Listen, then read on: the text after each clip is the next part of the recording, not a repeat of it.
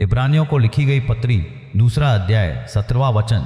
इस कारण उसको चाहिए था कि सब बातों में अपने भाइयों के समान बने, जिससे वह उन बातों में जो परमेश्वर से संबंध रखती है एक दयालु और विश्वास योग्य महायाजक बने, ताकि लोगों के पापों के लिए प्रायश्चित करे। यहाँ 2 महत्वपूर्ण बातें हैं, एक लोगों की बात या मनुष्य की बात, दूसरी परमेश्वर की बात। पृथ्वी पर पिता परमेश्वर द्वारा अपने पुत्र को भेजने के पीछे का स्वर्गीय रहस्य यही है। मनुष्य की बात के संबंध में पापों का प्रायश्चित करने के लिए एक दयालु व्यक्ति को इस पृथ्वी पर उठना चाहिए। दूसरा, परमेश्वर के सामने एक विश्वासयोग्य महायाजक भी होना चाहिए। अदन में मनुष्य को बनाने से पहले ही सनातन परमेश्वर के पवित्र हृदय में यही इच्छा थी।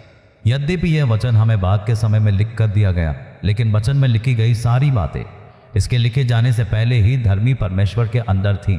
अपने स्वरूप और समानता में अदन में मनुष्य को बनाने से पहले अपने द्वारा बनाए जाने वाले मनुष्य के अपराधों को पहले से देखकर परमेश्वर ने एक क्रूस बनाया और उस पर अपने दोनों हाथ फैला दिए, और हाथ फैलाने के बाद ही उनके मुख से यह शब्द निकला कि उजियाला हो।